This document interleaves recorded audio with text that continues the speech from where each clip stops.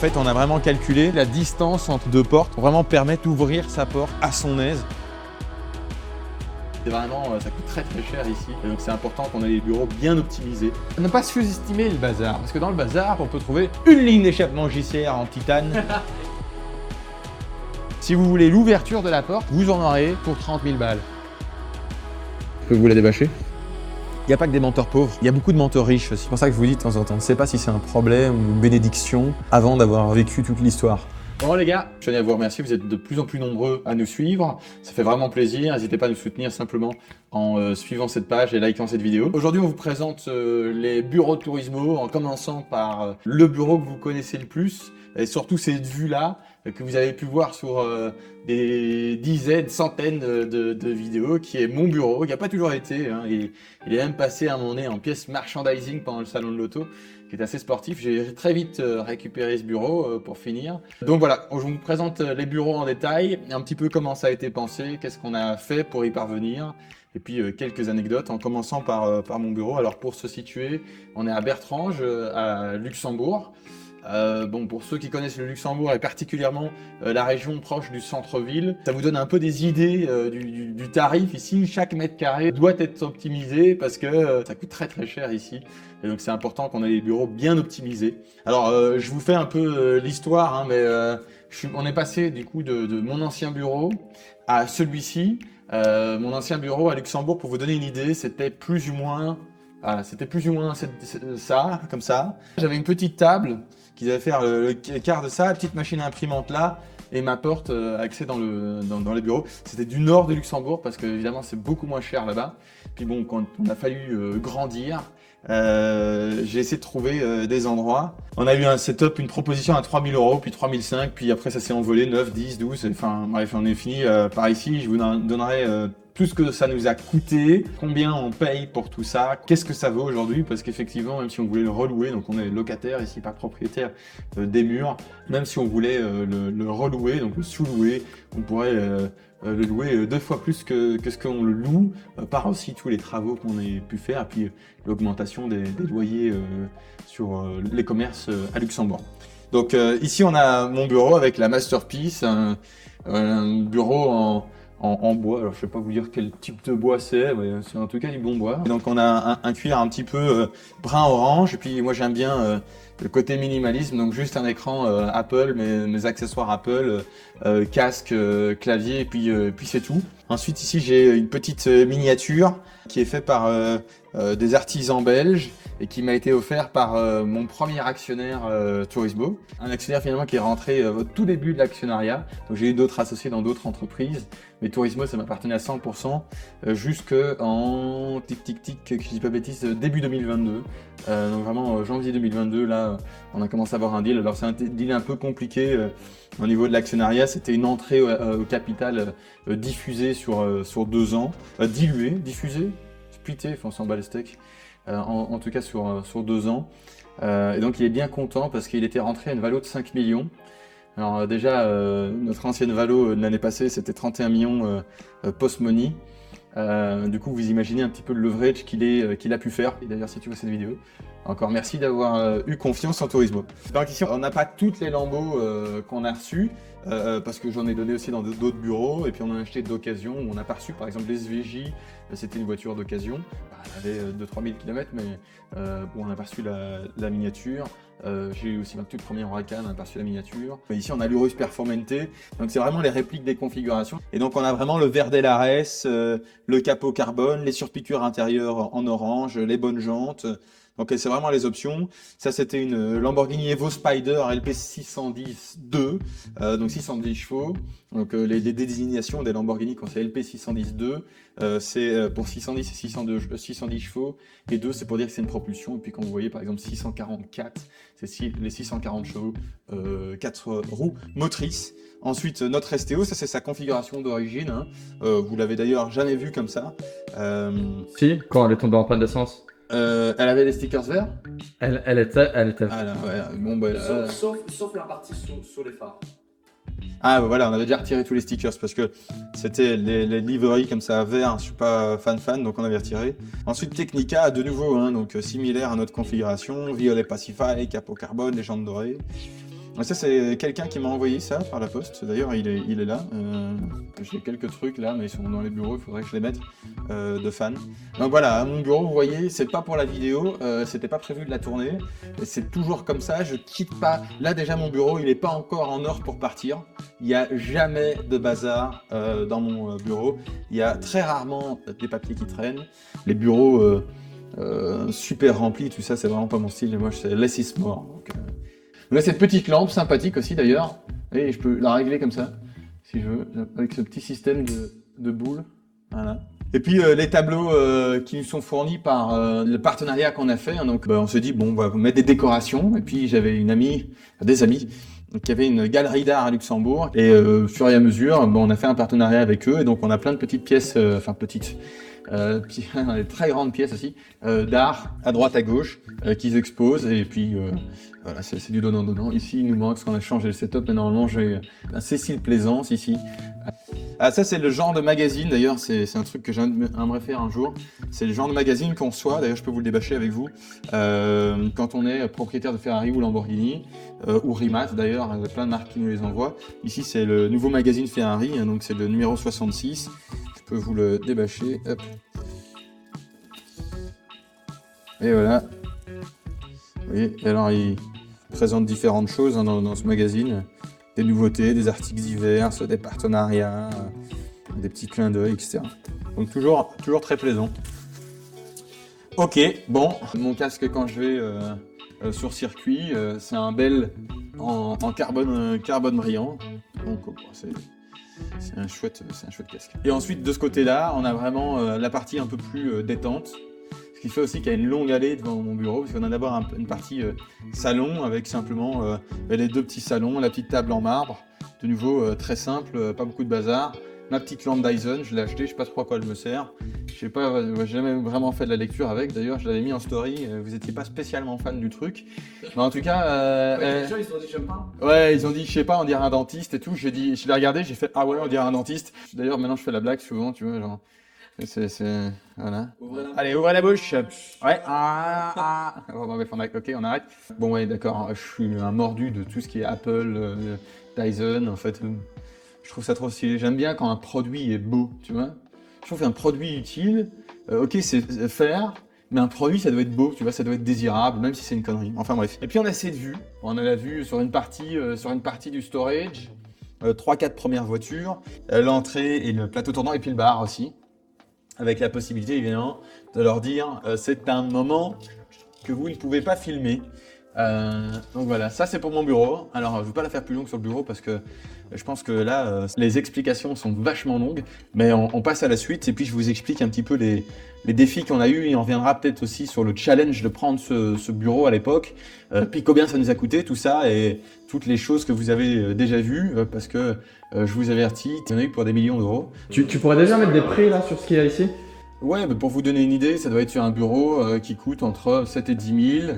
Bon, tout ce qui est œuvre d'art, ça coûte excessivement cher, mais ça, à mon avis, ça doit être, je me rappelle même plus, mais ça doit être peut-être 1 000 euros. Ça, c'est une œuvre d'art, ça coûte 6 000 euros, mais bon, ça, on l'a pas acheté. Une chaise comme ça doit valoir, je pense, entre 1 000 et 1 500. Le display studio, on doit être sur un appareil qui doit coûter, je sais pas moi, 2 500 euros, 2 200 euros. Puis les claviers, le Mac, les displays, ça doit coûter entre 6 et 7 000 euros.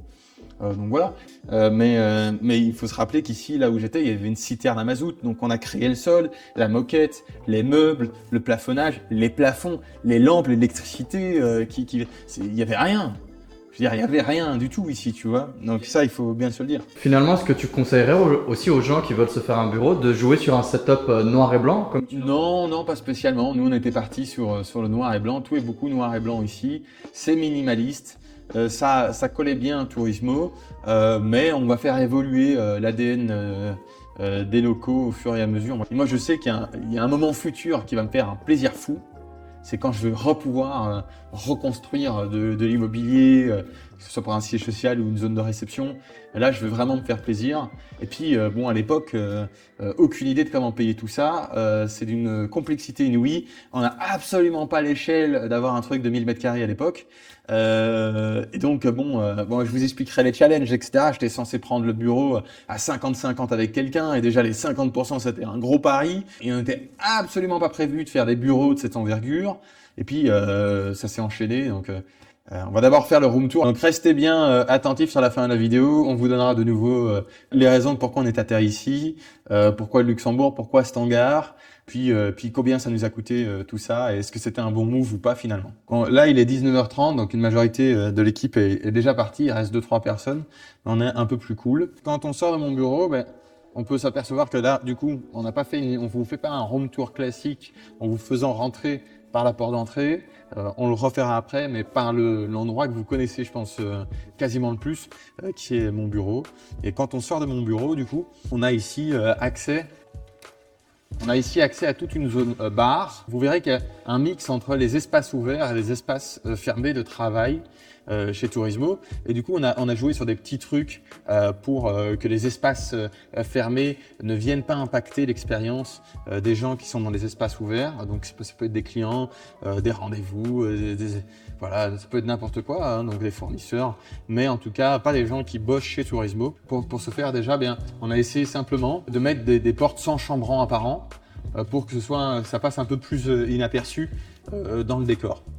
Donc ici, cet espace de nouveau, hein, avant de faire les travaux, on s'est demandé si on allait faire une salle de réunion. Je pense que j'ai encore même 2-3 images qu'on avait fait avec les gens qui bossaient avec nous à l'époque pour se dire bon, ça va être une salle de réunion avec un passage pour aller dans les bureaux là-bas. Enfin, on a pensé à pas mal de choses.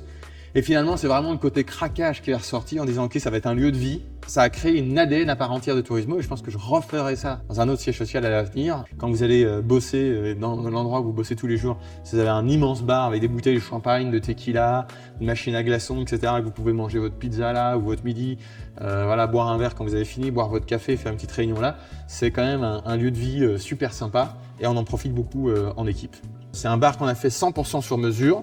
Avec 2 entreprises distinctes, une qui a fait le métal, donc tout le garde-corps que vous voyez là, et la structure métallique qui est ici, hein, qui est portée sur le faux plafond. Alors, le faux plafond est doublé pour supporter le poids supplémentaire ici.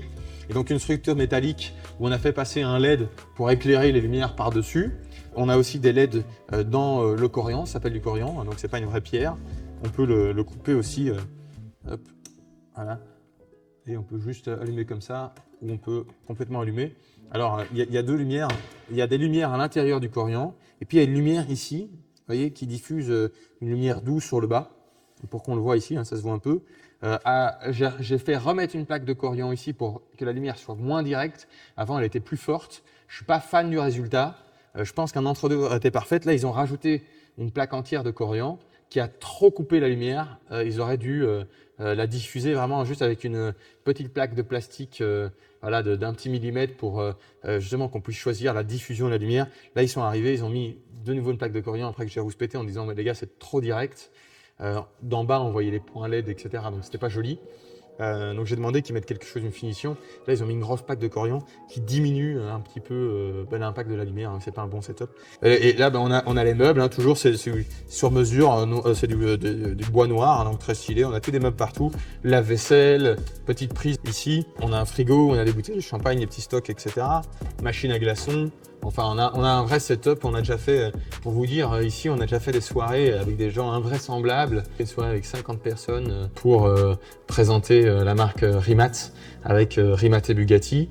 On avait une personne de l'usine, enfin le bras droit de Mathieu Rimac, qui s'appelle Ronnie Kert, qui présente Rimac un peu à tout le monde, que j'ai rencontré plusieurs fois, qui est venu ici et on avait présenté la Rimac Nevera à des personnes. On avait aussi un ami qui m'avait fait le plaisir de nous prêter sa Bugatti Chiron Pure Sport. Et donc on avait fait une chouette soirée et puis bon, quand ça c'est d'abord présentation de la Rimac avec petit manche debout dans l'hangar et ici en dessous. Et ensuite voilà, quand la soirée partait sur une autre thématique, on a ramené le monde ici, on a mis un peu plus la musique et puis bon, on s'est amusé toute la soirée ici et c'est pas la première fois qu'on le fait, donc c'est super chouette. au bout là-bas, bon, bah, avant on avait un coin bubble dans l'hangar qui était super beau, on a dû le déplacer, donc là il est un peu perdu au milieu de nulle part. Le simulateur pareil, hein, on les a un peu placés comme ça. Avant ils avaient vraiment une place et puis après on a dû améliorer finalement les places de storage et donc on a tout déplacé ici. Donc on a un petit simulateur qui est là pour l'équipe quand ils ont fini leur journée. S'ils ont envie de se faire une partie, c'est du Fanatec avec un Playseat et un écran Samsung, je me rappelle plus je pense c'est un 50 pouces, vous pouvez complètement le mettre vertical et donc c'est un écran de gaming, c'est pas une télévision. Donc là on a ce petit coin qui mérite d'être un petit peu réaménagé pour l'instant, parce que là c'est juste plugué, mais enfin bref. Bon, alors, des petits secrets, on a des petits diffuseurs d'odeur cachés. Là, je vois que tu renifles cette bonne odeur, hein, qui est une odeur que j'ai pris longtemps à trouver, que j'adore. Tarek, tu le diffuses pas, ça. Et parce que c'est un secret. Je vais pas donner mes secrets à tout le monde. On peut juste leur dire que dans le bar, on n'a pas d'eau chaude. Non, allez, arrête. Ok, ici, on a ici un bureau de 3 personnes. Bon, faites pas attention aux amendes routières, il y en a toujours, là ça m'étonne qu'il n'y en ait que 5. De base, c'était le bureau d'Aurore, elle avait un magnifique setup ici avec 3 salons, enfin un grand salon et des petits fauteuils, table, un grand bureau et sa chaise. Et finalement, on a transformé pour pouvoir accueillir 3 personnes parce que l'équipe a évolué. Puis de nouveau, bon, il y a un petit peu l'endroit vie, on n'a pas prévu de faire des vidéos, mais de nouveau, on trouve par exemple un magnifique Cécile Plaisance ici. Bon bref, anyway, tout ça pour dire que ça c'est vraiment le côté administratif, gestion comptable et des ressources humaines, quoi. Les setups des bureaux, ils changent tout le temps. Donc on a des bureaux qui de temps en temps, pendant une semaine, ils sont pas utilisés. Et en une semaine, ça devient une catastrophe parce que en fait, il y a trop d'affaires. Et donc, dès qu'un bureau qui est inutilisé, ça devient ce que je vais vous montrer. Donc, il était utilisé. Là, il est inutilisé et c'est devenu une catastrophe en 2-3 semaines. Voilà. Ça veut dire que tous les départements qui savent pas où foutre leur truc, ils viennent et ils le tapent là. On a un peu des trucs de la logistique. Là, on a une œuvre d'art. Là, on a des chemises pour les sales. Là, on a une balle. Je sais pas ce que c'est. On a des dizaines de pieds pour ordinateur. On a du stock de goodies, hein, des pulls. Voilà. Après, on doit avoir on a une centaine de casquettes neuves. On a des sacs aussi. Voyez. Mais de base, c'est un bureau pour une personne. Et maintenant, pour l'instant, il est vide parce qu'il n'y a personne qui a la nécessité de travailler tout seul pour le moment. Alors ici, on passe pour l'instant au bureau qui est le bureau de la logistique. Donc ici, c'est un bureau où ils sont plus ou moins 4. Puis de nouveau, un peu de stockage. Alors la petite particularité des lampes à l'étage par rapport aux lampes du rez-de-chaussée, c'est qu'elles sont tous en fait dimmables, où on peut dimmer l'intensité de ces lampes. Et puis on voit que c'est la logistique, il y a deux, trois petits trucs, hein, voilà, des one of one, des petites photos des Dutch Cylindry. Regardez, on a du merch qu'on n'a jamais sorti, hein, des carnets Turismo pour travailler, des petits, des grands, des porte-plaques Turismo. Donc pas mal de choses. Bon, allez, on passe à la suite parce qu'il y en a encore quelques-uns. Bon, il nous reste un bureau à voir là de 3 personnes pour l'instant. Ils sont en train de travailler et au téléphone, donc on va pas savoir aller le visiter. Alors ça, c'est un moment assez agréable. C'est vraiment cette descente, ce grand escalier. Dans un siège social, si tu regardes, la majorité de la place est perdue. Parce qu'on a des grandes hauteurs sous le plafond, jusqu'à 7 mètres, 8 mètres de haut ici, des immenses escaliers, une grande pièce de réception. Et on pourrait largement bénéficier de 200 mètres carrés de plus si on rentrait avec une zone de réception de 25 mètres carrés et puis fermée et des bureaux en haut. Tu vois, donc le côté mezzanine est magnifique, mais il nous fait perdre une place qui est colossale. Mais bon, ça a une gueule de ouf. Donc, on a aussi refait tout le parking, toute la vitre aussi. Hein. Donc, on a fait toutes des places de parking. On a délimité l'endroit où on peut rouler par de l'asphalte et les côtés par un autre sol. Ben voilà, ici on a... Ah ouais, ok, c'est ça la différence. GLC 200, GLC 300 qui viennent d'arriver. Donc je vois que les 300 ils ont des feux spéciaux et les 200 ils ont des feux classiques. C'est la première différence que je remarque. C'est une deuxième différence, on est sur des bicolores, donc polis et des noirs, c'est un peu différent. Ah ouais, on a le setup ici, le bas de caisse un peu stylé, là on a un bas de caisse en plastique. Le chrome, noir, on voit à l'intérieur aussi différent. Avec ici on a tout en espèce cette espèce de carbone là qui est pas du carbone, et ici on a la moitié carbone, moitié noir. J'ai une question. Le chrome là sur le côté, tu l'as détesté sur les Macan parce qu'il était gris. Ouais, mais là ça va, ça passe bien. Après moi je préfère ce setup là, mais bon il y a une différence de tarif aussi. Bon, on a mis des bornes de recharge électrique. Alors bon, je sais pas pourquoi on a fait ça, on a complètement craqué. C'est des bonnes Porsche, ça nous a coûté 7 ou 8 000 euros juste l'achat de la pièce. Juste le pied, il faudrait demander à Noah, mais je pense qu'il coûte je vais dire plusieurs prix, comme ça tu choisiras. Il coûte 1005, 1007, 2000, 2005, 3000. Voilà. Non, en tout cas, je sais qu'il y en a pour entre 7 et 10 000 euros, juste la borne. On a fait installer aussi un gate automatique pour que notre parking soit privé, et puis tout des plantations pour que ce soit un peu plus cosy. Et là, c'est seulement en train de pousser. Donc voilà. Différence, les feux, grosse différence. Feu Matrix, feu non Matrix. Non, Ouais, mais ouais, il y a une la différence, signalisation lumineuse, vous avez folle, tu vois la différence. Le garde-boue sur le côté, Regarde debout. très très différent. C'est plus basique. Puis d'un côté c'est chrome, l'autre côté c'est pas chrome. Et tu vois cette espèce de faux carbone là, Ouais. là il est partout, et là il est Et pas là, partout il est parce pas que partout. ouais, voilà. Après, celle de droite, hein. Celle de droite, mais elle est pas à déplorer la 200D comme ça, elle est très élégante. Hein. Ouais, franchement, pour le tarif. Ouais, c'est incroyable. Bah ouais, c'est sûr. Mais c'est un meilleur rapport qualité-prix. C'est juste que, voilà, un moteur de plus de 300 chevaux hybride, ça coûte son prix. Hein, donc, Par contre, ça consomme pas. Hein.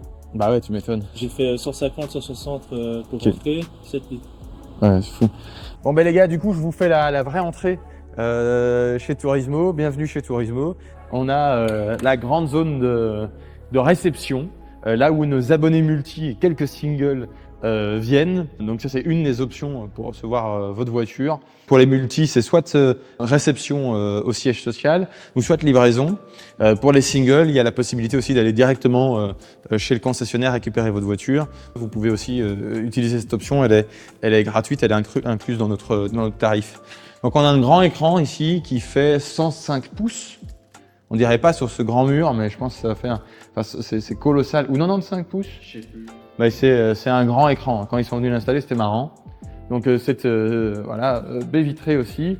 Et puis cet espace, finalement, il était fermé. Tout était fermé, les vitres étaient pas là. On avait un espèce d'escalier là au milieu qui était atroce et une porte métallique. Et le propriétaire me dit ouais, mais c'est une porte coupe-feu. Il faut qu'on garde ce côté métallique et tout ça. Et moi j'étais là, waouh. Moi quand je suis ici, je vois autre chose. Et je voyais cette ouverture là, vers le hangar. Et donc on avait aussi des plans pour la faire jusque tout en haut. Tu vois, encore un mètre plus haut.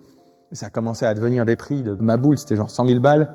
Là, ça nous a coûté, je pense, 50-60 000 euros l'ouverture avec la vitre. Donc c'est déjà... donc voilà, ici on est sur la partie réception avec les petits fauteuils, un plateau tournant. Donc c'est ici où le client va recevoir sa voiture avec les lumières. Bon ici, là, pour la vidéo, on n'a pas mis de musique, mais sinon on a un fond musical. On débâche la voiture et puis on la fait tourner. Pendant qu'on donne les explications. Donc là, je peux vous le faire. C'est pas une voiture qui est disponible dans l'abonnement Turismo Single à grande quantité. C'est une voiture qu'on a achetée spécialement pour un client. Je peux vous la débâcher. On est go? Donc là, ouais, on est sur un Defender P90 qui a une config complètement folle. C'est un 75e anniversaire. Normalement, tout l'extérieur est de cette couleur-là. Les jantes sont de cette couleur-là, etc. Donc de base c'est un peu hardcore, la config est pas folle, mais là comme ils l'ont fait avec le cover, etc. On a un cover noir mat ou noir satin avec un côté noir brillant. J'ai souvent l'habitude de dire que le noir brillant en cover il se griffe vite, mais là vraiment pas de griffe quoi. Donc voilà, elle est très très belle. Le client est dans la construction, donc c'est super.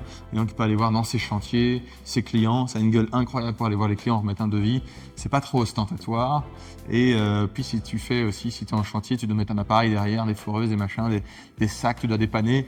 En utilitaire, le def, tu ouvres les portes, tu peux bien charger. Et puis si tu veux tirer quelque chose, tu peux aussi. Donc franchement, superbe voiture, je trouve, pour ce setup là quoi. Alors, on finit sur les zones de vie et puis je vous montre le storage. Vous remarquerez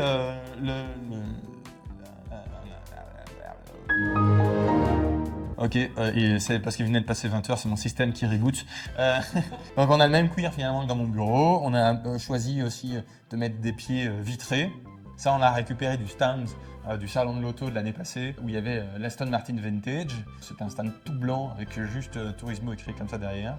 Donc dans cette salle de réunion, on a un Samsung Flip qui est très stylé. D'ailleurs, le jour où il lâchera l'âme, je rachèterai un Samsung Flip, mais un plus grand. Ils ont sorti des plus grands en noir, etc. Donc c'est vraiment très utile. Je l'ai acheté au départ, je ne savais pas si ça allait être utile, si on allait l'utiliser. Alors malheureusement, je pense que comme c'est pas la dernière génération, que ça lag un peu, on l'utilise à 10% de ses capacités. Parce que normalement, tu peux envoyer des screenshots, les mettre en petit, travailler dessus, faire des reporting. Ensuite, t'envoyer, tu peux faire des screens de ce que tu es en train de faire. Tu vois, par exemple, tu es en train d'écrire un truc, tu fais un screen, tu peux l'appuyer, boum, hop, ça s'envoie directement à l'imprimante. Tu as un mode stylet où tu peux écrire comme ça ou comme ça. Tu sais choisir aussi évidemment ton stylet, les couleurs que tu veux utiliser, tu veux effacer, tu as juste à faire ça. Et on l'utilise vraiment super souvent. Donc si vous avez une salle de réunion, je trouve que c'était vraiment pas déconnant. Je pense qu'on a payé ça moins de 1500 € et que pour aujourd'hui à 1500 € ou 1000 €, tu devrais avoir la version qui est probablement encore plus grande et plus fine et plus puissante de cet outil. Donc ça, moi je recommande à coup sûr. Maintenant qu'on l'a, bon, ben, si on pouvait remplacer chaque tableau blanc ou à feuille par ça, eh bien, je le ferais parce que c'est vraiment plus pratique en fait. Parce que tu sais aussi faire une visio avec, quand il est en écran de veille, il y a Turismo qui apparaît. Non, je rigole, c'est ce que je demande à mes équipes depuis 2 ans, ils l'ont jamais fait. Petite punchline directement pour… voilà. Je sais même plus à qui je l'ai demandé du coup, mais je sais que j'ai demandé 1000 fois que tous les jours on allume, il y ait l'écran de veille avec le logo Turismo, that's it, super simple. Alors, moi je suis un psychopathe de l'or, hein. Vous voyez les sièges sociaux, il est quand même assez clean. Ouais. Ouais, je peux vous montrer de temps en temps ta règle qui fait la grenouille au sol ou quoi. Bon, je sais pas, voilà. Mais après, c'est le côté artistique, donc on va le laisser tranquille. Donc non, mais c'est vrai que c'est difficile d'inculquer une rigueur dans un siège social. Dans la première année, je disais, vous n'avez pas allumé la salle de réunion, vous n'avez pas allumé l'écran devant avec la publicité, il manque la lumière d'ambiance là-bas, pas mal de choses. Maintenant, on est arrivé à un setup où tous les jours, Turismo s'ouvre par nature avec le bon son, avec les bonnes lumières, etc. Mais je trouve que c'est super important et que ce soit continu, pas seulement quand les caméras arrivent ou quand un client arrive. L'endroit, le siège social, il est représentatif du travail qu'on y fait et de la qualité, de la précision qu'on veut y mettre. C'est pour ça que mon bureau n'est jamais en désordre parce que je pense que voilà, on est représentatif de ce qu'on est et moi je veux que ce soit précis, propre, qualitatif. C'est le travail que je veux donner. Après, on a un petit meuble qu'on a acheté chez Roche-Beaubois. Enfin, c'est un double. Ouais, c'est un Roche-Beaubois. Normalement, voilà, il est divisé en deux. On l'avait vu avec plein de déco, etc. Et finalement, on n'a jamais rien mis dans ce meuble. Donc voilà, je le déconseille, mauvais investissement, c'est 8000 € dépensés imbécilement. Après, de nouveau, on a une œuvre d'art qui nous vient de notre galerie d'art. Et ça, c'est un cadeau de notre 4e actionnaire. Donc, on a eu notre premier actionnaire de Dubaï, et puis après, il y a eu une deuxième personne, puis une entreprise qui est rentrée, et puis un 4e actionnaire qui est rentré à l'actionnariat en juin ou mai 2023, qui a remis… 1 an après sa première position dans l'entreprise et il nous a envoyé ça. Alors c'est pas un s'il te plaît c'est cadeau, mais voilà, j'ai acheté une œuvre d'art, je te l'ai envoyé pour décorer Turismo et puis quand il veut il la récupérera, donc il nous a envoyé ça. C'est un artiste que moi de base je connaissais pas qui s'appelle Noé Tout. Pour vous donner le prix de ça, c'est 80 000 $. Voilà, bon, juste… Bon, allez, je vous emmène. Donc je vous la fais plus rapide parce que sinon il y a encore pas mal de pièces. Là on a cuisine et 2 arrière-pièces avec la data center, puis là où on stocke aussi pas mal de choses. Et oui, il y a 3 endroits où on stocke des choses. D'ailleurs, il devrait répartir tout le bureau en bas, tout le bazar en bas. De nouveau, je vous parlais tout à l'heure qu'on a essayé de rendre un petit peu le fait qu'il y ait des bureaux dans la zone de réception plus cachés. Eh bien, quand on se met un peu plus loin et qu'on regarde par là, on voit à peine les portes. En fait, on ne les voit même pas. Bon, là, on les voit parce qu'on a mis un petit logo en argent pour les toilettes, mais sinon, on ne les voit pas. Or, qu'il y a quand même 1, 2, 3, 4, 5, 6, 7 pièces différentes. Donc ici, on a évidemment les toilettes femmes. Alors là, les visites, parce que les couleurs de Turismo de base, c'est rouge et bleu. Et donc, on s'est pris un délire de dire, bon, ben, on met les toilettes entièrement rouges, les toilettes entièrement bleues, et on a mis un Cécile Plaisance, complètement what the fuck, une offre à 20 000 dans les toilettes. Voilà. Bon, un grand miroir, petit LED. D'ailleurs, vous voyez, je viens de remarquer que c'est cassé. Bah oui, il y a des LED ici. Tu vois, il y a des LED des deux côtés. Donc j'ai remarqué que c'est cassé. Donc il va falloir faire un... Ah bon, c'est aussi ça. Hein. Toujours des petites choses qui sont cassées, qu'il faut refaire vraiment constamment, les gars. Ensuite, on a les toilettes hommes. Donc voilà, hein, en bleu. Ensuite, on a un bureau ici. On va se le faire rapidement. Le nombre d'écrans qu'il y a là, avec les PC là qui vont dans tous les sens. Le Masta PC avec des néons. Enfin bref. Et on a encore un bureau là avec quelques tardifs qui travaillent à 20h15. Hein? Bonjour, hello, bonjour. Qui n'ont pas eu la chance encore d'avoir un Samsung Flip. Mais je suis sûr qu'ils l'ont déjà mis quelque part dans une to-do chose à acheter. M'étonnerait pas trop. Ensuite, ici, alors, de nouveau, c'est un bureau qui était propre il y a 2 semaines. On a laissé vide. Catastrophe. Et il y a du n'importe quoi et tout. Ne pas sous-estimer le bazar. Parce que dans le bazar, par exemple, on peut trouver une ligne d'échappement JCR en titane et en Iconel à 20 000 €. On peut retrouver un Mavic Pro 4, enfin un Mavic Air 2S, des LED Astera. Alors ça, les gars, les LED Astera, c'est un setup qu'on a acheté il n'y a pas longtemps. Ça coûte genre 8000 balles le setup, c'est un truc de ouf. Donc bon, je connais pas tout, mais vous avez un tas de supports, etc. Des choses pour les charger aussi.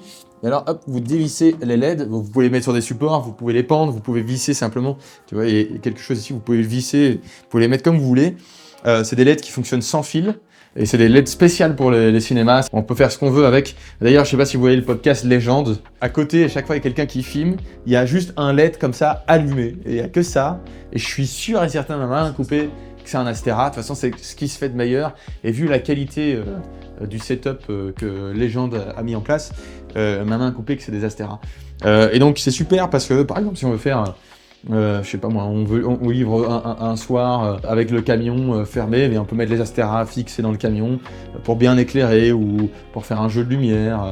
On fait un événement à l'extérieur, même à l'intérieur, on met ça où on veut et on peut créer des setups. Vous savez, ils peuvent s'allumer tous l'un après l'autre. Puis c'est comme des écrans presque, hein, ces Astera. Donc tu sais faire des dingueries avec ça. Au vu du prix, si tu sais pas faire de dingueries, c'est carrément du vol. Et ici on a le setup. Tarek Valentin, donc on avait un troisième membre de la team vidéo, un creative content. Pour l'instant, on n'est plus que 2. On va peut-être repasser sur le setup 3 très bientôt. Donc il y a 3 personnes qui sont dédiées en full time à créer du content pour Turismo ou sur ma page privée. Donc c'est vraiment leur travail de penser à ce qu'il faut faire, de filmer la vie au quotidien, de les monter. Et puis ils doivent jongler entre des projets entre guillemets, j'allais dire très à l'arrache, mais c'est pas vraiment le terme, en mode personal branding, où voilà, c'est des réels, du contenu. Et puis un contenu très qualitatif avec Turismo, avec des choses plus techniques à mettre en place. Donc voilà, et donc vous voyez un Astera allumé. Je pense qu'on n'a pas énormément de setup. Il y a un Bubble là qui traîne, boum, voilà, Bubble à 2800 €, paf, comme ça. Et le vestige du Samsung Flip qui est là, tu vois. C'est lui qui a démarré le move des tableaux blancs. Ah ouais, il y a un petit... Bon, venez. Donc ici, on a une zone réfectoire où ils peuvent manger à leur aise et prendre quelques secondes off. Et ensuite, le clou du spectacle, bon, c'est pas le meilleur moment pour vous le filmer. Je l'ai connu plus coloré. Toutes les supercars quasiment sont parties. Donc il ne nous reste pas énormément de voitures colorées. Mais bon, ça reste des belles voitures.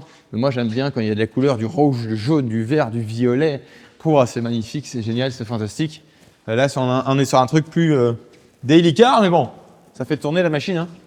De nouveau, un immense Joy qui est là posé, qui est des œuvres de Raphaël Laventure, toujours mis à disposition par RTM. Donc ici, on a pas mal de Macan. Donc il y a souvent beaucoup de questions qui se posaient. Bon, de nouveau, et je vous expliquerai ça plus tard, mais chez Turismo, quand on a vu tous ces coûts arriver, on s'est dit, OK, il faut rentabiliser le setup, il faut rentabiliser l'endroit. On ne peut pas démarrer avec un cost aussi élevé en frais de structure. Donc la nuance en frais de structure, c'est-à-dire que les frais de structure, c'est indépendant de ce que vous vendez. C'est-à-dire que vous faites 1 million € de chiffre d'affaires ou 10 millions. Alors, à certaines échelles, les frais de structure peuvent changer, mais les frais de structure, ils sont fixes. Vous voyez, c'est-à-dire qu'on fasse 1 million de chiffre d'affaires ou 5 millions ou 10 millions, les frais de structure du bâtiment restent fixes, à part si vous avez besoin d'un deuxième bâtiment mais du coup, ça devient presque plus des frais de structure. Si vous avez une boulangerie, les murs, ils font un partie à part entière. C'est-à-dire qu'à un moment donné, quand vous allez vouloir faire une deuxième boulangerie, ça reste bien des frais de structure d'ailleurs, tout de même, et vous aurez besoin d'un deuxième siège social. Nous, pas tant que ça. Et donc, on s'est quand même dit, il faut rentabiliser un petit peu. Donc, on avait mis une partie de nos places disponibles au storage. Alors, c'est quasiment une offre qu'on ne fait plus. On n'a plus que 3 amis qui louent des places. C'est plus notre volonté à trouver des personnes. Parce que ici finalement on s'est rendu compte c'est vraiment Tourismo, à part les gens qui sont au storage et qui font partie de la famille, c'est plus quelque chose qu'on veut faire. Mais attention les amis, une place de storage chez Tourismo c'est 500 € hors TVA pour stocker votre voiture. Alors je sais ça peut être complètement dingue, 500 € par mois hors taxe pour stocker sa voiture, ça peut paraître fou parce que c'est le prix de certains studios, mais ici à Bertrange c'est vraiment loin d'être déconné. Et si on louait toutes les places de storage, vous voyez, tous des 500 là, même sur les doubles ponts, eh bien on paye toujours pas le loyer. Pour vous donner une idée, et même pas la moitié du loyer. Donc c'est pour vous dire que 500 € c'était même pas cher. D'ailleurs, toute la partie basse aussi du rez-de-chaussée, on devait la sous-louer et de base, spoiler alerte, elle était censée être un colocataire parce que oui, je devais prendre ce bâtiment avec quelqu'un. Et je vous raconterai l'histoire juste après. Bon, le mec m'a lâché, etc. Donc pas une histoire super cool, mais ça fait partie des choses à vivre. Et donc, qu'est-ce qu'on a fait ici? En vue du coût et de ce que je vous parle, le mètre carré, en moyenne, c'est 13 000 € le mètre carré.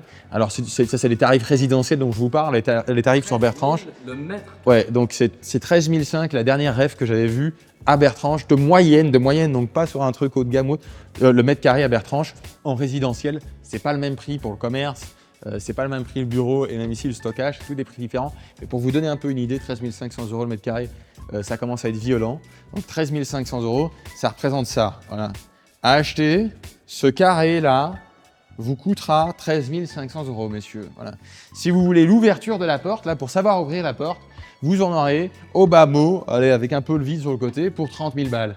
Donc voilà, pour vous dire que quand on met des ponts, il y a une raison budgétaire derrière. On ne va pas juste augmenter la taille des locations, il faut rentabiliser ça. Et donc le coût des ponts, je pense qu'on a eu pour 50-60 000 € pour mettre les ponts. C'est vraiment largement rentabilisé.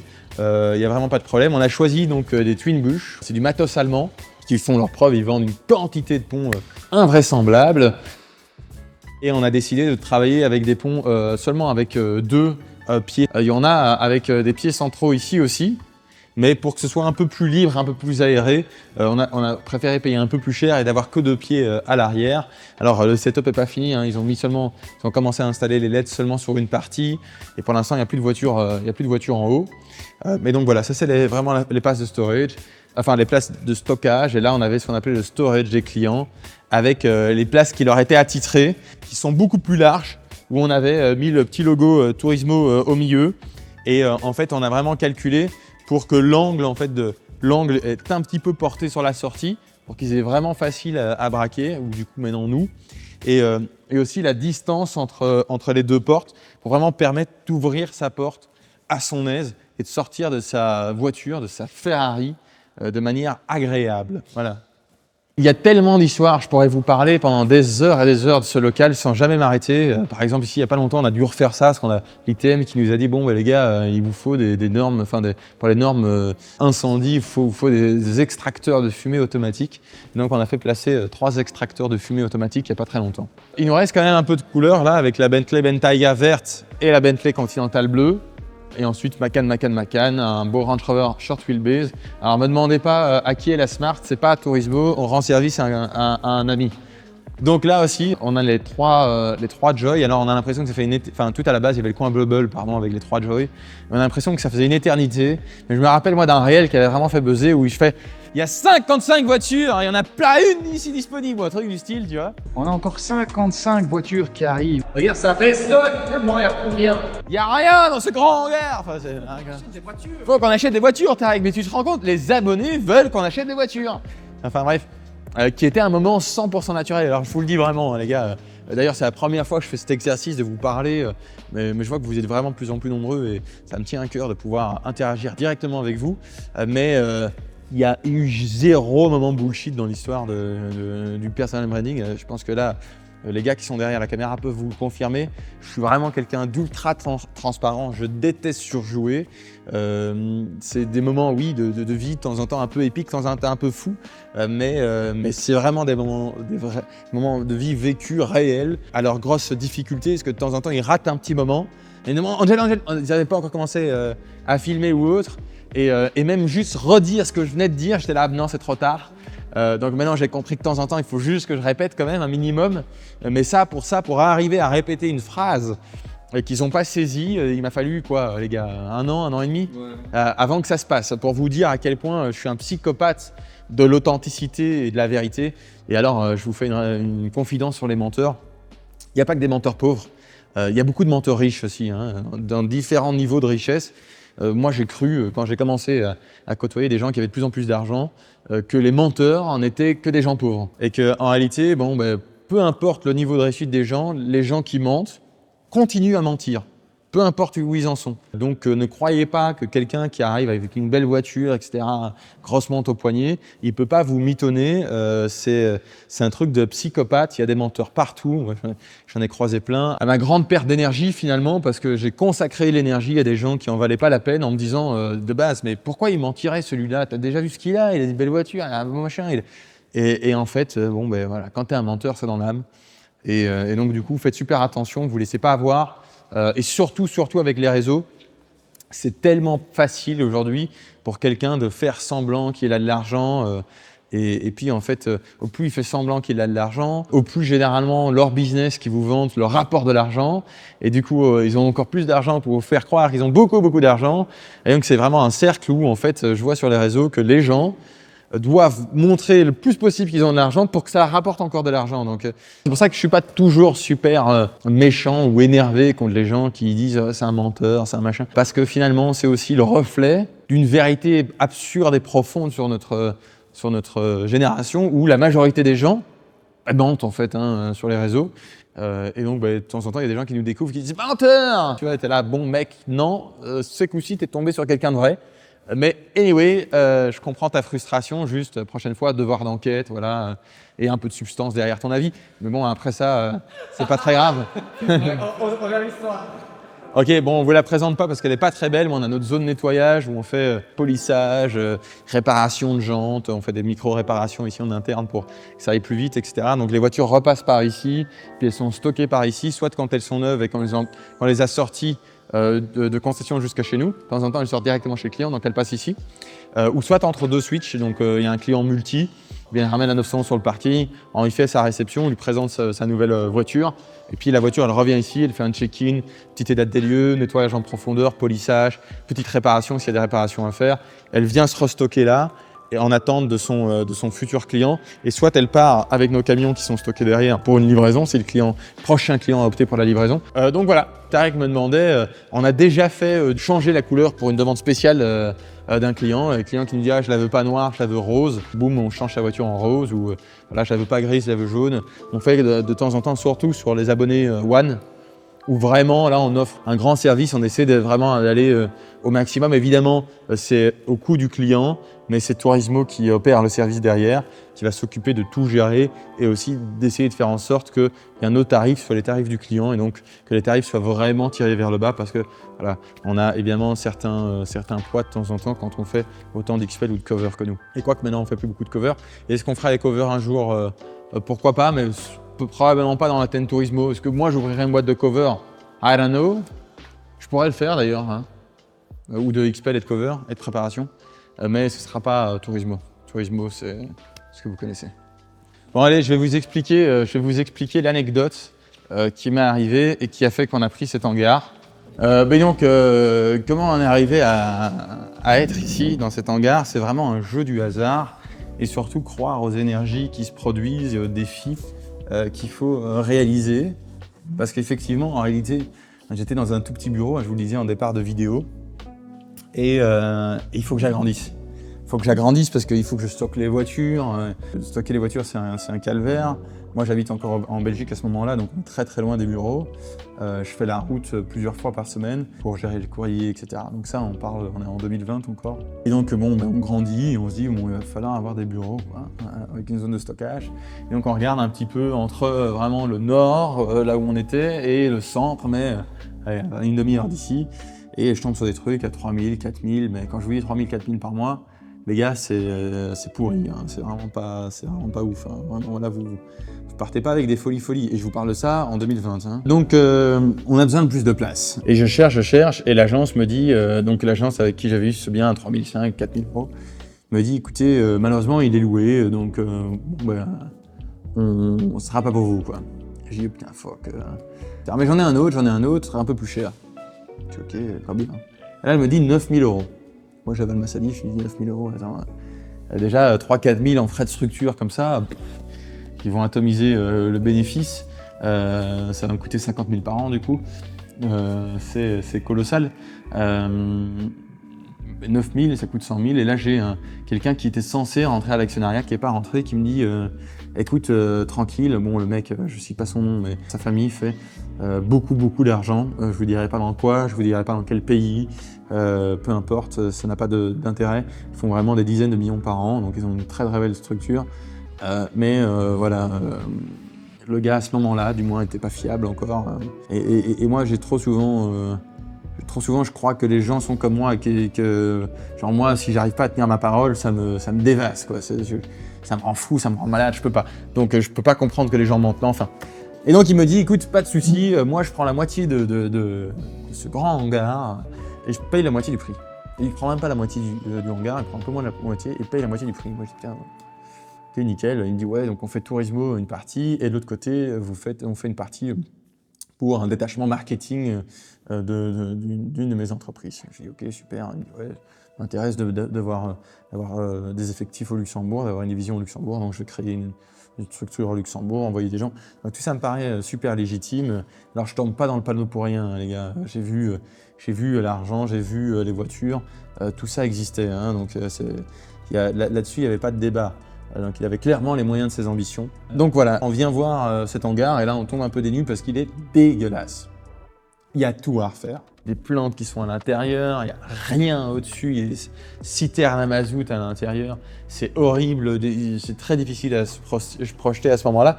Mais quand même, on a plein de photos d'illustrations d'ailleurs, mais quand même, on sent un potentiel.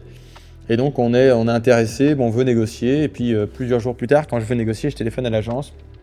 Alors je me dis, écoutez, monsieur Fédé, je suis vraiment désolé. Mais il y a une erreur, c'est pas 9005 hors taxe. Ce sera 13 500 hors taxe. Donc 13 500 plus les taxes, on a un petit 16 000 euros de loyer. Bon, on passe de 1000 euros de loyer à ce que j'aille chercher 3 500, 4 000 euros de loyer, à là maintenant un loyer à 16 000 euros dans un truc où il y a de la terre au sol, des citernes à mazout et où on voit les oiseaux quand on regarde en l'air, quoi. Donc c'est costaud, mais le mec me dit t'inquiète pas, tout va bien, pour 100 000, je te mets 100 000 pour faire des travaux. Moi je me dis bon bah si je gère bien et tout ça, alors 100 000, je peux vous dire qu'on peut rajouter plus qu'un zéro à ça. Enfin bref, donc je fais le setup, etc. Je pense qu'il va en avoir pour 600 000 de travaux au minimum, et donc je discute un peu d'abord. Et mon partenaire me dit écoute, voilà, moi je vais mettre X euros, je pense qu'il devait mettre 9 000. Et moi, toi, tu mets la différence. Oui, 8-9 000, un truc comme ça. Donc, t'imagines un petit peu, moi, je me dis 4-5 000 hors taxe, plus la TVA, mais je la récupère. Je me dis, c'est pas déconner, ça va propulser Tourismo vers l'avant. Et on va tenir plus longtemps dans l'évolution de Tourismo avec cette partie de siège social, du moins, que si je prenais le plus petit. Les mois passent, etc. On donne notre accord, on donne nos documents, etc. Et puis, vient le moment de signer le bail. Et là, j'essaie de le joindre. Pas de nouvelles. Je vois des messages, rien. La veille, rien, pas de nouvelles, plus de messages. Et le moment de signer le bail, en fait, le mec a disparu, il m'a jamais répondu. Et du coup, j'avais deux possibilités. Soit je disais, bon, écoutez, c'est fini. Ou soit genre juste, je dis, bon, tout le taf est fait, je vais aller négocier ce bail. Et je vais dire, ah non, pour finir, il y a un changement d'avis, et le bail sera à 100% Tourismo.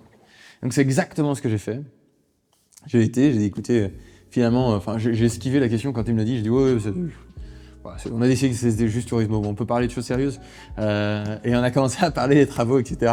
En skippant la question complète. Alors, on n'avait même pas la légitimité financière de prendre ça, l'année d'avant, on faisait 600 000 € de chiffre d'affaires, et un siège social comme ça nous engage à 200 000 par an minimum face au chiffre d'affaires, ça n'a aucun sens. Et donc j'ai été signé ce siège social, j'ai négocié à x4 de ce qu'il avait décidé la veille de mettre en termes de travaux, et puis on a continué à négocier après avoir mis les travaux, et on a dû dépenser, je dirais, dans un mix entre mobilier, sur mesure, sécurité, travaux, toiture, remise en conformité, on a dû dépenser un petit 2 millions, je dirais.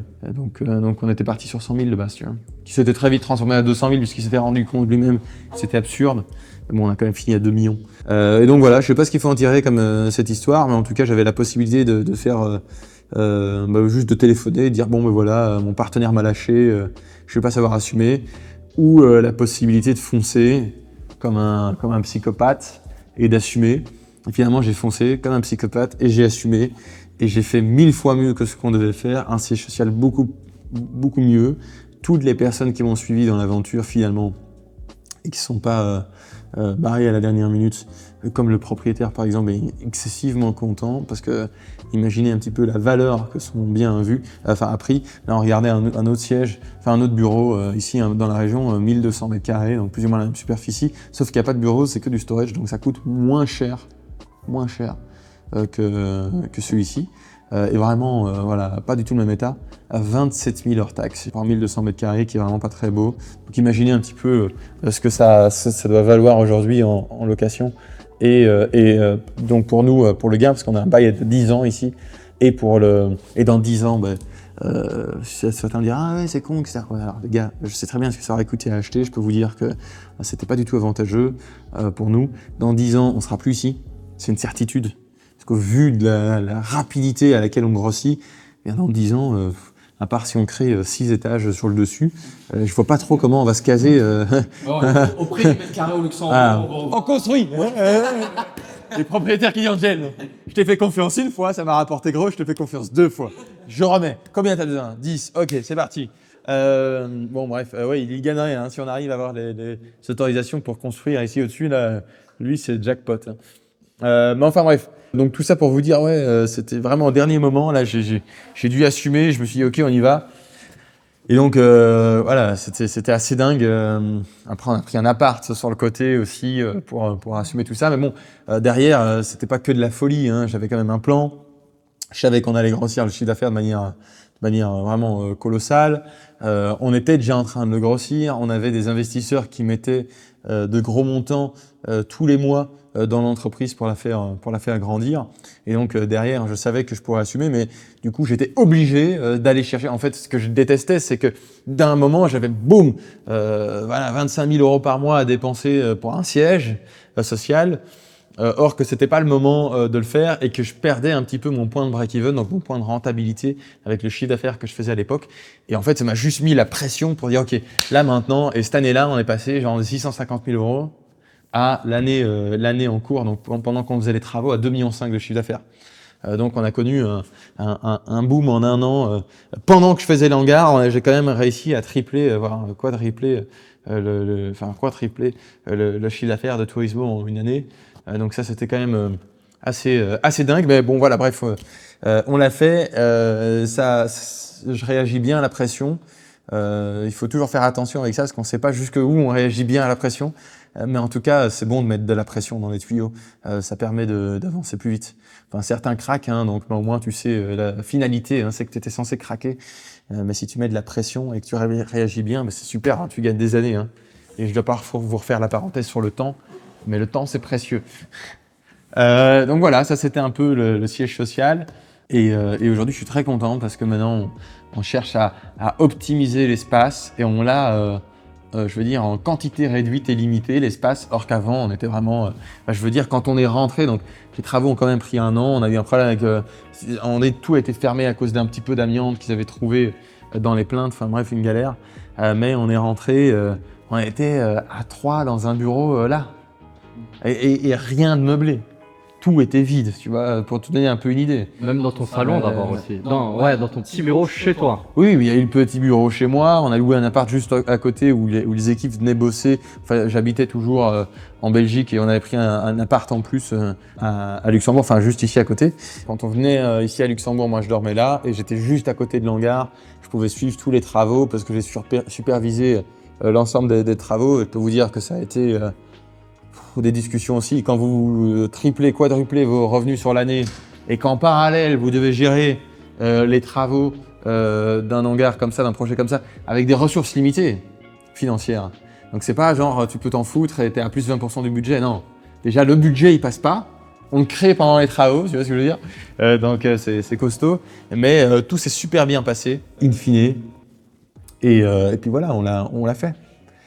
Parce que l'histoire n'est pas finie, hein. Je vous l'ai fait de manière courte. Attention, j'ai signé genre 2 millions d'euros de voitures. Moi, je me suis vraiment fait passer pour un con avec lui, sous prétexte qu'il allait rentrer dans l'actionnariat. Et dans un moment d'euphorie, j'ai signé des bons de commande en voiture, voilà, des Aston 600 LT, même des caisses que j'ai signées quand j'étais à l'autre bout du monde. Ils me disaient « Angel, j'ai acheté une caisse, tu m'envoies ton signature ». J'envoie la signature, on achète une caisse. Qu'un an et demi après toute cette histoire, les gens m'appellent et me disent votre RS3 est arrivé. Je dis qu'est-ce que tu racontes? C'est quel RS3? Enfin, c'est même pas à moi qu'on appelle, on appelle le call center à ce moment-là, tu vois, parce qu'ils ont aucun point de retour. Ben voilà, j'ai votre signature. Je dis bah écoutez, envoie-moi la signature parce que moi je vous ai jamais vu, je sais pas du tout de quelle voiture vous parlez. Et puis vous me parlez d'une voiture que j'aurais achetée il y a 2 ans et combien d'années de retard elle a eu cette voiture? Normalement c'est 6 mois, 9 mois de délai une RS3. Là c'est il y a 2 ans, donc je dis à mes équipes les gars vous l'appelez, vous dites c'est quoi ce bordel? À la limite, quand c'est ça que pendant 1 an on n'a pas été au courant que cette voiture a eu du retard, ils sont juste dit bon les gens ils ont jamais téléphoné. Puis ils ont dit votre RS3 est là, vous avez 1 semaine pour venir la chercher, t'es la mec. Évidemment pas de discount, enfin tout truc de merde quoi. L'équipe qui rentre dans le bureau d'Angel, Angel, t'as acheté une RS3 vraiment, en ce moment, elle m'a acheté, mais non. Angel, on a eu, tu sais quoi, qu'ils envoient le bon de commande. Et ils envoient le bon de commande vraiment avec ma signature. Et puis je cherche. Effectivement, j'ai envoyé cette signature. Enfin, voilà, je suis en vacances et les gars, j'ai envoyé, mais il y a beaucoup de gens qui me demandent de signer des documents. Moi, acheter une caisse, c'est pas un truc, ça peut paraître fou, mais acheter une bagnole à 70 000, quand je fais confiance à mon équipe, je vérifie pas le bon de commande, tu vois. Si je dois vérifier tous les bons de commande de voitures qu'on achète, il y a plus de tourismo en fait, parce qu'il y a plus de progression. C'est pas possible d'avoir un tel niveau de surveillance dans une entreprise. Il faut sous-traiter. De temps en temps, ça tombe sur les mauvaises personnes. Et là, c'était le cas. Et donc, quand il m'a lâché pour cet hangar, il m'a également lâché pour genre plus de 2 millions et demi d'euros de véhicules commandés. Moi, je veux pas le critiquer parce que je le porte pas de manière négative dans mon cœur, très honnêtement. Je pense qu'il a perdu beaucoup plus que ce que moi j'ai perdu. Moi, j'ai eu un énorme coup de pression pendant 6 mois où je me suis retrouvé l'hangar, 2 millions et demi de bagnoles, pas les capacités financières de supporter tout ça. Donc, ça a été un gros coup de pression. J'ai beaucoup structuré, beaucoup travaillé et j'y suis parvenu avec beaucoup d'élégance. C'est-à-dire que j'ai jamais dû 1 euro à qui que ce soit pour les travaux, pour le propriétaire, pour les garanties, pour les voitures. J'ai honoré tout et l'intégralité des bons de commande que j'ai signés sans jamais faire... D'ailleurs, personne n'est au courant de cette histoire, hein. C'est plusieurs années plus tard que je vous le dis. Personne n'est au courant parce que ça s'est jamais senti. C'est juste moi qui ai dit bon alors là maintenant il va falloir trouver des solutions plus rapidement que prévu. Donc voilà, mais en tout cas j'ai tout assumé et ça c'est vraiment quelque chose moi que je tiens parce que je me suis dit ok lui il a tenu une parole envers moi, il l'a pas tenue, moi j'ai eu une parole envers les fournisseurs, moi je vais la tenir tu vois. Et donc je l'ai tenue et puis bon mais finalement lui il a pas ses actions Tourismo qui valent aujourd'hui plus ou moins je vous dis pas de conneries 8 ou 9 fois le montant qu'il aurait dû les acheter. Et qui a ces actions à sa place? Moi. Donc c'est 6 mois de sacrifice, je suis très heureux qu'il me soit arrivé parce qu'aujourd'hui, ces 6 mois de sacrifice qui valaient pas beaucoup d'argent à l'époque, hein, moins d'1 million d'euros, un petit million d'euros, il devait mettre plus ou moins 1 million d'euros. Aujourd'hui, ce million, il doit valoir, je dis pas de bêtises, c'est plutôt 9-10 fois. Et donc le million d'euros, du coup que j'ai pas vendu, eh bien aujourd'hui il vaut entre 8 et 10 millions d'euros. L'entreprise doit être entre 40 et 50 millions, plus ou moins de valo au jour où on parle. Et donc ça doit valoir entre 8 et 10 millions d'euros. Donc imaginez la quantité d'argent que ce problème finalement m'a rapporté. Et c'est pour ça que je vous dis de temps en temps, je vous dis ouais, on ne sait pas si c'est un problème ou une bénédiction avant d'avoir vécu toute l'histoire. Parce qu'à ce moment-là, évidemment, quand ça t'arrive le matin et que tu as signé ton bail et puis que tu dois assumer toutes les voitures, etc., tu rigoles pas. Hein. Donc tu te dis c'est le plus gros problème. Et puis 4 ans plus tard, tu regardes en arrière, tu te dis mais c'est une énorme bénédiction.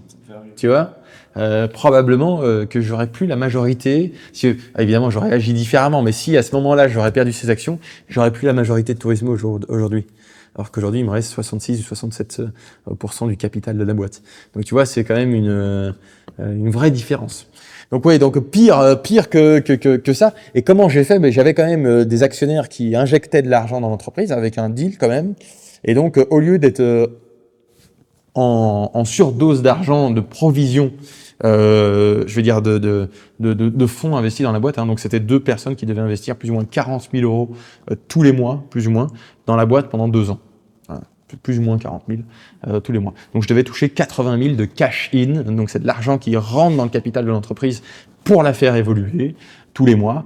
Et je me suis retrouvé à 40 000 de cash-in. Et à vrai dire, à un moment donné, on a même dû renégocier le deal avec un des investisseurs parce que voilà, il a eu quelques difficultés. Et on s'est retrouvé à un moment donné avec 25 000 de cash-in au lieu d'en avoir 80 000. Et donc, là où ça passait avec 80 000, il fallait que je réussisse à ce que ça passe avec 40, voire 25 000 de cash-in. Alors, on faisait de l'argent en plus, hein, mais voilà, c'est un peu plus sportif évidemment. Et donc, ça nécessite un peu plus d'attention. Mais de nouveau, moi, j'ai jamais dû, je veux dire, j'ai un truc comme ça où je dis souvent à mes banquiers, est-ce que tu as un client qui a une telle volumétrie, une telle explosion d'affaires avec toi, et qui n'a jamais eu un seul renvoi de mandat CEPA, donc que le prélèvement sur son compte est jamais échoué. Moi, j'ai des partenaires qui me prélèvent 100 000 par mois sur le compte, tu vois. Et il n'y a jamais une fois où c'est pas passé. Jamais, peu importe le partenaire que c'est. Tu peux trouver un partenaire. Il n'y a aucun partenaire où le prélèvement n'est pas passé dans Tourismo. C'est un truc sur lequel je tiens super fort.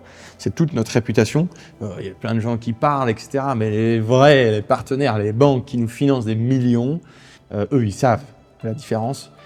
Et ils savent que Tourismo, ok, c'est une forte croissance. C'est pas des trucs que les banques aiment bien. Des boîtes qui font x4, x3, x4, même x2 par an.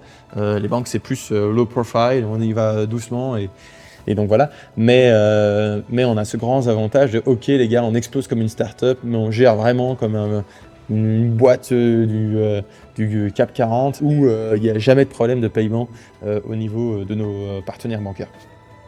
Enfin, au niveau de nos partenaires tout court, en fait, tous les partenaires.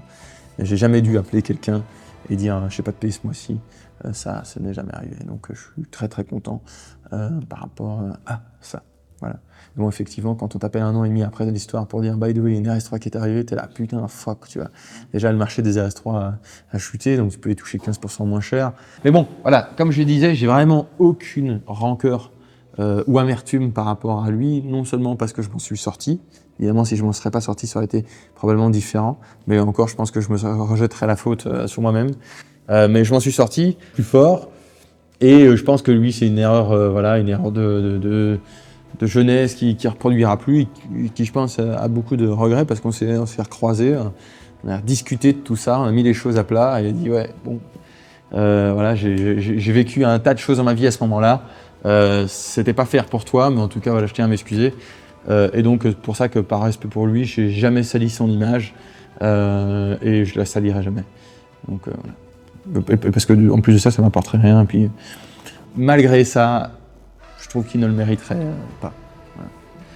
Donc voilà. Anyway, ça a été sportif, mais ça a été mission accomplie. Donc voilà. Bon, merci d'être resté jusqu'à la fin, évidemment. Comme à notre grande habitude, on n'a pas pu s'empêcher de faire un débat philosophique pour clôturer et vous donner tout notre aura et notre savoir-faire et nos connaissances exceptionnelles en la matière, hein, vous le reconnaîtrez. Même si on n'est pas les professeurs de 60 ans en sciences économie appliquées, au moins on a quelques moments de vie qu'on peut vous partager et je le répète avec honnêteté et une transparence absolue.